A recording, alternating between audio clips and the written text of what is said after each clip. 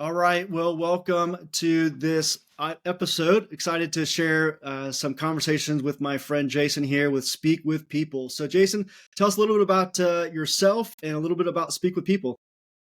Yeah, absolutely. Well, I think there's kind of a crisis that many leaders don't necessarily see yet in their leadership.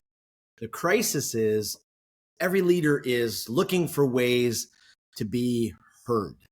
And so everything around us, everyone is clamoring for attention, right? I mean, we've all got TikToks going everywhere. We've got, social media schedules and plans and blog posts and videos and live, we're all trying to clamor for that bit of, but more and more leaders are just struggling with trying to be heard, whether it's one-on-one, to a team, from a stage, or from a screen. And so about a year and a half ago, with some partners from Chicago and my 19-year-old son, we started a business called Speak with People to help leaders learn a healthy communication. Because for years, leaders, and I was part of this, so I know this very, very well, leaders communicated, led, spoke out of fear and control. The louder I was, the more force I had. If I led out of fear, if I communicated out of fear, people got things done. I could still remember having interns that were like, trying to hide the tears. And I'm like, I can't believe that was me. And so years ago, I read this verse in Proverbs 10:11. In the Message, it says, the mouth of a good person is a deep, life-giving well, and the mouth of the wicked is a dark cave of abuse. And I thought, like that, that just wrecked me, because I saw so much of that dark cave of abuse with my dark sarcasm, the speaking out of fear, those kind of things. And so this phrase, speak with people, not at them, kind of originated and came. I thought I came up with it. Turns out the great Vin Scully, the old Dodgers broadcaster, said it about 40 years ago. So I didn't do it. But really, Speak with People, we're trying to help leaders speak with people, not at them. We're trying to help them choose to communicate through healthy measures, healthy habits, healthy ways, and to be a healthy leader on the inside. Because when you're healthy on the inside, what comes out has an exponentially greater chance of being healthy. So that's me. So I was a pastor for 26 years, kind of was a youth pastor, small groups pastor, executive pastor, church planter, led a church plant for 8 years. And then we stepped out of full-time vocational ministry. And for the last year and a half, we've led Speak with People. So we say, hey, if we want to help you as a leader improve your communication skills, whether that's one-on-one, so I'm sitting down over coffee, my interpersonal skills, my team leadership skills, as I lead a team, or as I'm shoulder to shoulder with the team, how do I communicate? How do I lead in a healthy way? As I stand from a stage and communicate and present and preach and, cast vision. And then how do I communicate like this online? And so that's what we do, speakwithpeople.com. That's kind of what we're about. We want to help leaders improve their communication skills so they can then expand their leadership.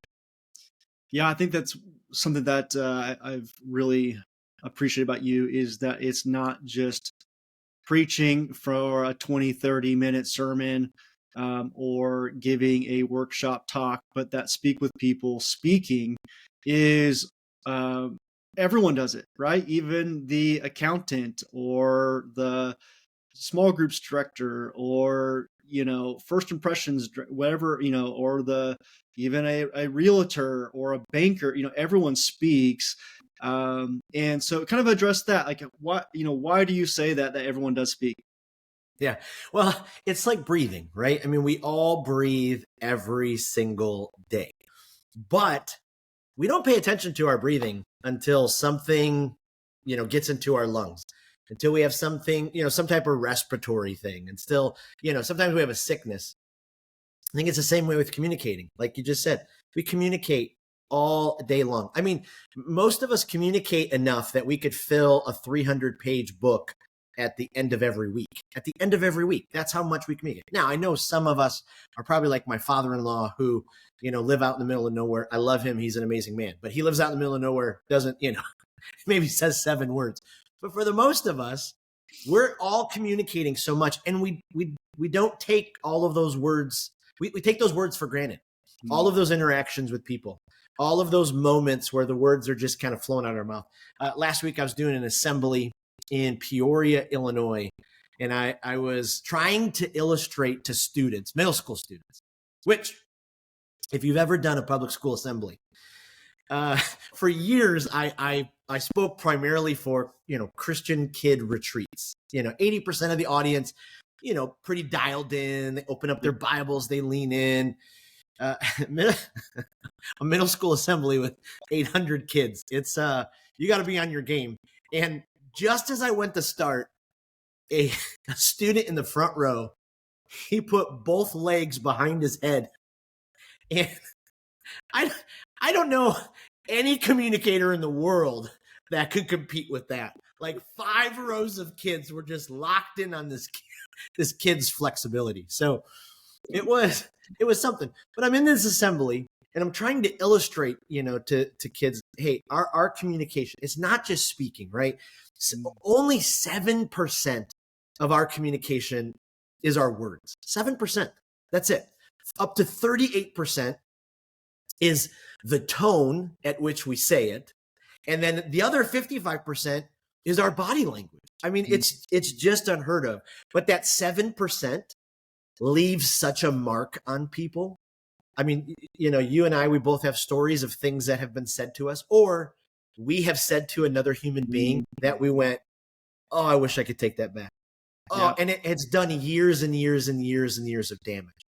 So, this idea of speaking is like breathing. We do it every single day. It flows in and out of us. And so we like to say healthy communication is oxygen for your relationships and your leadership. When you're communicating in healthy ways, you're filling up, you're breathing life, you're boosting, you're lifting up, providing hope, authentic, transparent, joy-filled way for people. But when you speak at people, you do the exact opposite. You're sucking the life out of them. You're taking away their dreams. You're leading out of fear.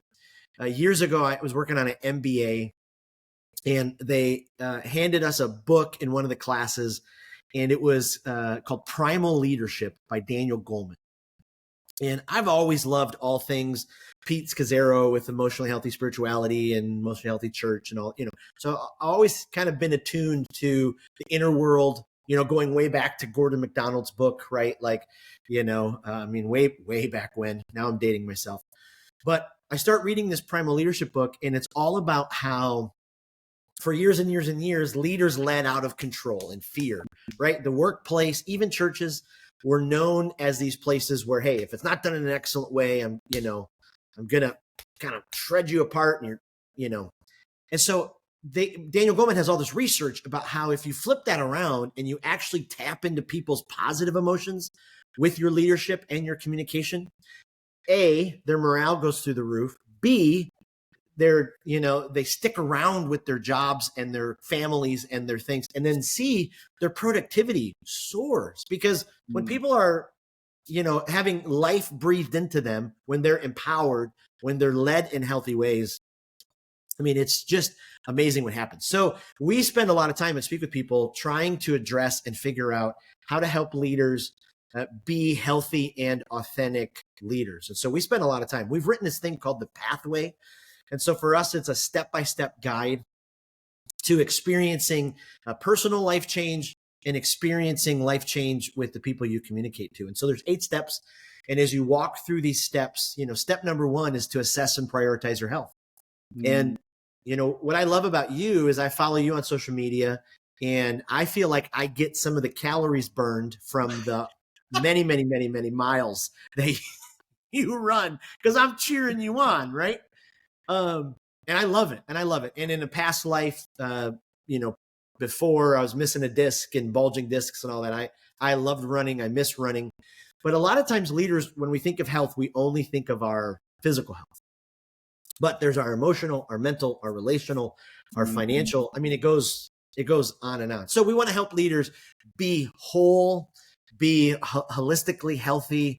And so when they do communicate, it's done in a way that breathes life. It's that healthy oxygen that lifts people up and, makes those interactions so worthwhile and so worth it. Hey, we're not going to get everyone right? Like there's going to be moments we got to come back to our kids, come back to our spouse, come back to a team member and say, hey, I blew that, in my impatience, I let that out or, whatever. But I find that if we actually put a little bit of thought and effort on something that we don't really think about a lot, which is our everyday communicating, then, it's amazing the lives that God can use us through to help change with our communication. Yeah, everyone communicates, right? I mean, everyone. In my running group, I've got some nurses, we've got realtors, we've got salespeople, and I think when we think about speaking, it's often like, well, it's the sales guy, it's the pastor, it's the leadership guru guy that's always speaking. But even as a nurse, you have to communicate with empathy. You got to clarity of how to take these prescriptions and how to what the next steps look like. um, Even I think I've heard you reference, even like as an accountant, you're gonna have to get up in front of probably your staff or and present the budget for the year and the vision of how spending's going to go. I mean, at some point, you're always going to have to communicate with clarity and confidence, something. And or even said, even with your spouse or with your kids, you are communicating. And so everyone communicate. This is important for everybody. And so speak with people as opposed to and not at people. Healthy, unhealthy. Unpack that a little bit for us. What does that look like to be healthy or to not be unhealthy? What's it kind of look like? What are some warning signs, some things that we could look at as leaders to say, man, I think I might be on that unhealthy side? Yeah. So very soon we'll actually have a page on the Speak With People website, speakwithpeople.com/with or at. It will be up soon. But you'll be able to go and actually take an assessment quiz based on those 4 areas of communication. So interpersonally, do I communicate with people or do I communicate at them? So you'll be able to take a quiz based on that. Based on your team leadership, does my team, are they just not telling me because my communication is so toxic? And when you speak at people long enough, you put up walls, and sometimes people just don't want to deal with it because they're like, in my upfront communication, I spend a lot of time coaching pastors, leaders, how to communicate up front. And I spend a lot of time, most of my time, with people who don't communicate up front for a living, but they know. I mean, Harvard Business Review, time and time again, most often leaders in an organization are promoted, given raises, given more leadership opportunity if they have effective communication skills from the front. Because if you can communicate up front, I mean, it's a powerful, powerful tool. And so often leaders are like, that's just not me. I'm too nervous. It's too big of a fear. And so we developed a program called Speak Like a Leader for the everyday leader who wants to learn how to communicate in a confident way, wants to be able to communicate with conviction and in a captivating way. So when their boss says, hey, Ryan, can you kind of stand up, give everybody a 5-minute update on your project? And all of a sudden you're like, your heart starts to, little beads of sweat, your mouth gets dry. Well, we kind of walk people through, hey, here's the reality. That fear may always be there, but here's all the tools that you need. We're going to put them in your toolbox to be able to be ready for those moments and, crush that presentation, crush that opportunity. And then the same thing with, talking on the screen. So many people, it's such an odd thing to be able to stare at a camera and have like a real conversation, how to just be me. So we want to walk people through each of those 4 areas as a leader to be able to go, okay, probably at some point, if you're a leader, you have someone with influence. And one of the best books I've ever read, Maxwell, Everyone Communicates, Few Connect. Because at the end of the day, communication is sharing. I mean, that's what, the Latin word means. It's to share information. And we get that reverse sometimes, especially preachers. No offense, preachers. But we dump information. We're like, we just got to get all this information into their heads. we're not sharing it with them. We're not like saying, hey, here it is. We're just going boom, it's deep. Hope you understand it. And so really through this process with the with or at, we want to help people, walk through that. And so our with or at quiz, you would be really surprised because you'd probably think, okay, speaking with people, healthy communication. I'm choosing healthy communication. It's a series of 8 decisions, healthy decisions to make. The first one is about your health. I'm going to assess and prioritize my health daily. So that means I'm going to have a plan in place for my physical health, my emotional health, my mental health, my spiritual health, my financial health. What is that plan? I'm going to, if you're a morning routine habit person, you're going to have, habits set in place. So it's your health around that whole area. And then we walk people through those other steps. The second step is to make sure you understand if you communicate with or at. And so we have a quiz, and then we ask someone close to you to take the quiz because it's easy for you to go, oh, no, I don't do that. I don't manipulate with my words. I don't say backhanded things. And then your spouse in the corner or one of your kids is going, yeah, you do. And then the third step, we talk about being obsessed with our audience or the person that we're with, their success. It's kind of the tale as old as time, all the way back to Philippians 2, but we want to be obsessed on, the other person. And so we really teach listening skills, so we're not just filling the conversation the entire time. Step 4 is to really learn how to study and prepare in a way that you're walking into it. So many communicators, we think we're improv comedians, right? Like we walk into situations and we haven't spent any time preparing, even, face to face. Like I loved our time. Ryan, you sent me like an email, so I had kind of an idea. If I'm walking into a tough conversation, obviously I'm going to walk through, okay, what are things I'm going to say? Even if it's not a tough conversation. That's the 4th step. 5th step is to embrace clarity. Clarity is everything in communication. If you have to keep saying, does that make sense? Does that make sense? Do you understand what I'm saying? Does that make sense? You're probably not clear. If people listening to you preach, walk out and they can't say in a succinct sentence what you were talking about. Okay, well, it may have been deep and it may have registered in certain areas, but how does that apply to my everyday life? The 6th step is to partner with laughter. I've kind of been on a journey all however many years of my life to elevate laughter. I love how the great Christian comedian of old, Ken Davis, said, joy entered the world when the tomb was rolled away. I mean, so often we don't utilize laughter. When I spoke to those middle school students last week, why in the world would they listen to a 48-year-old guy that's not on a skateboard, that's not juggling, well, I started with laughter. I told them a story about my best friend's mom who vacuumed up a bird. I mean, you can't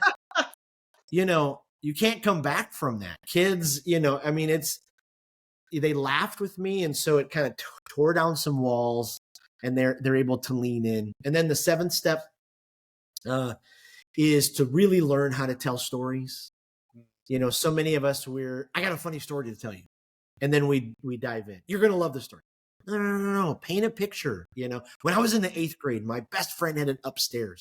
We were up there playing Super Mario Brothers. And we heard his mom scream, like set the the setting, tell stories that really matter, especially if you're a pastor.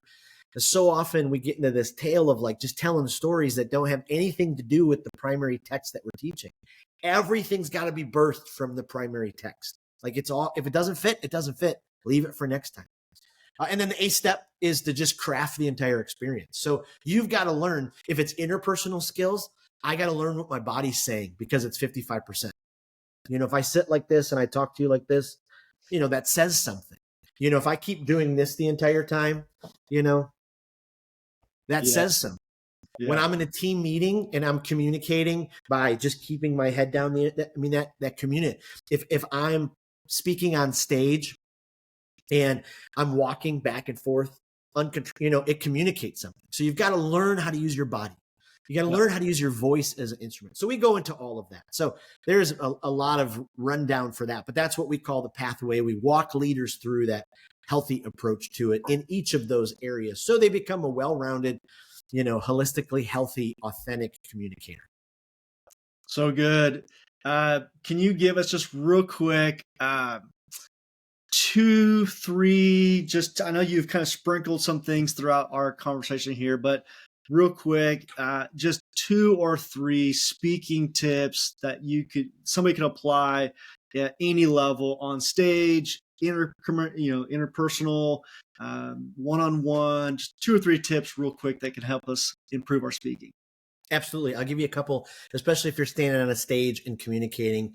The first, and I coach people in this all the time, and I walk myself through it. Like, you got to stop being so obsessed about how you're going to do.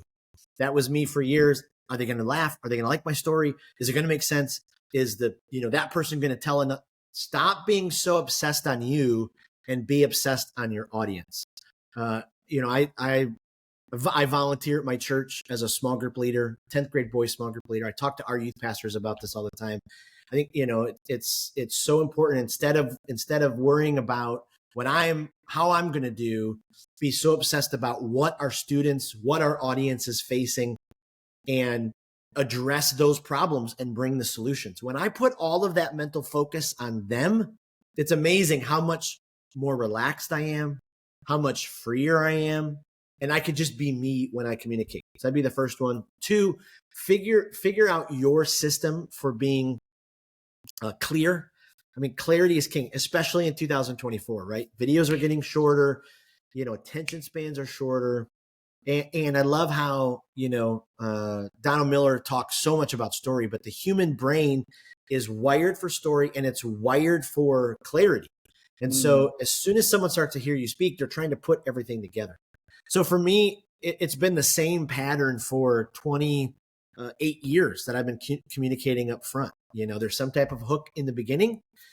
Pastors, like, could we stop with the, hey, everybody, welcome to church. I'm so glad you're here. It's the greatest day in the world. Inside joke with row 3, inside joke with row 4. Welcome campus 1, 2, 3, 4. And by the time you're there, it's 6 minutes in. You're losing people. Draw them in right away. I'm coaching a guy in Tennessee, and he has me watch one of his messages, and I was like, okay, you got great content. Let's get to it. Like, let's just right from the beginning establish hook. So figure out how you're going to do that. For me, it's something called the clarity box. It works as a funnel to take all of my ideas and funnel them down into that one repeatable, memorable, actionable, big idea statement that's birthed from the primary text. So I use that clarity box, whether I'm preaching or, whether I'm doing a talk for financial advisors. I use that clarity as much as I can. And then 3, like, treat your speaking as an art. So many people are like, we just get up front and we've got to, I don't know, treat it like an art form. I read, the great Chuck Swindoll years ago. He had a giant preaching platform, ministry platform, an hour a day. He stood in front of a mirror and practiced his sermons. Wow. It's just, you go back to Allen Iverson, practice, right? Practice. Like, yes, practice communicating, go back and forth. I tell people all the time, read it in your head 3 times, then read it and say it out loud 3 times, and then put it down, stand up, and then actually do it. You do it that many times, by the time you come ready to communicate, you're going to be busting. Like, you can't wait to share. And so I guess that's 3 tips I would share with some people who are, that's definitely upfront communicators. So great. I love it. Give us the way to get connected with you. How can we connect with you, speak with people? What's the best way? Love it. Jason@speakwithpeople.com. If there's any of the resources I mentioned that you would love to find out more, just email me, Jason@speakwithpeople.com. Check out our website, speakwithpeople.com. Everything's there. We have a weekly podcast where we dive into all these issues. We have a weekly blog post and tons of free content. So appreciate you, Ryan, and thank you for your friendship and all you do. Absolutely. Great. Thanks, Jason. We'll stay in contact. Sounds good. Thanks.